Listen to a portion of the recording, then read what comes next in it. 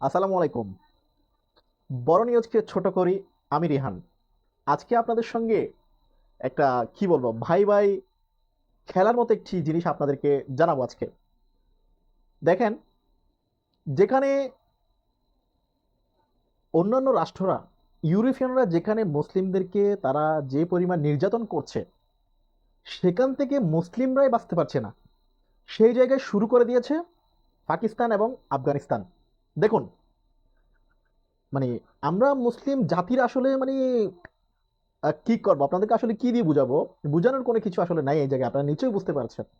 দেখুন, যেখানে আমরা একটা মানে ইসরায়েল থেকে আমরা মূলত ফিলিস্তিনকে কোনো রকম একটা যুদ্ধটা অফ হয়েছে, তারা একটু শান্তিতে গিয়েছে মাত্র, সেই জায়গায় অন্যদিকে শুরু হয়ে গেছে আবার গতকাল থেকে, রাত থেকে পাকিস্তান এবং আফগানিস্তান। আরে বেটা, তোরা দুইটাই কিন্তু মুসলিম দেশ, যে জায়গায় তোরা একসাথে হইলে শক্তি থাকে।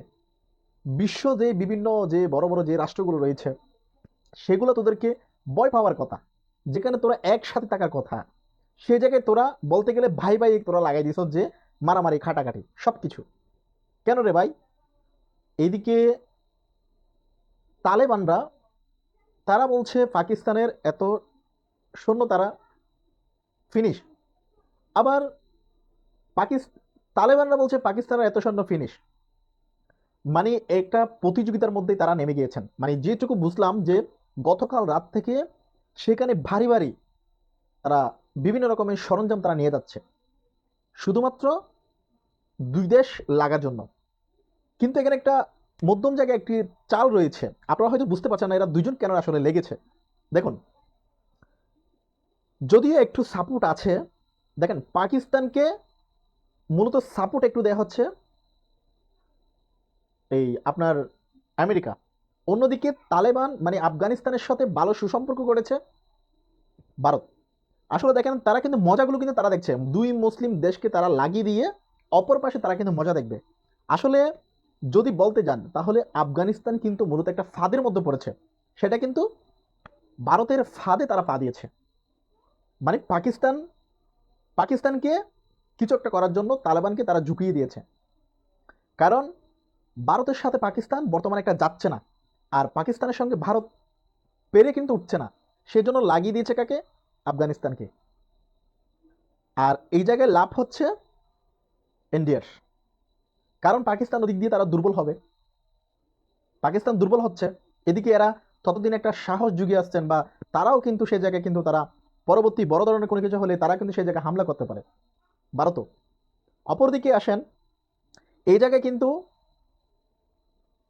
আহ, ওই আমেরিকার কোনো ভূমিকা থাকবে না এই জায়গায়, বরঞ্চ একটা লাভ হইতে পারে। আর সে লাভটা হচ্ছে, যদি তারা দুইজনকে যদি বন্ধ করাইতে পারে যুদ্ধটা, তাদের এই যে ঝামেলাটা যদি বন্ধ করাইতে পারে, তাহলে ট্রাম্প একটা চান্স হয়ে গেল। ট্রাম্প তখন বলতে পারবো আমি 9টা যুদ্ধ থামিয়েছি, এখন বলছে আমি 8টা যুদ্ধ থামিয়েছি, তখন বলবো আমি 9টা যুদ্ধ থামিয়েছি। এই হচ্ছে মূল বিষয়। ইভেন ট্রাম্প চাচ্ছে ইউক্রেন এবং যে আম, আপনার রাশিয়ার সেই যুদ্ধটা কিন্তু থামাতে চাচ্ছে তারা। এইগুলো যদি করাইতে পারে, তাহলে ট্রাম্প একটা ইয়ার মধ্যে থাকবে, নেই 8 9টা 10টা যুদ্ধ আমি একজনেই থামাইছি, একটা পয়েন্ট আছে, বা তখন একটা বড় জোর গলায় কিন্তু বলতে পারবে, সেটা কিন্তু নোবেলের জন্য।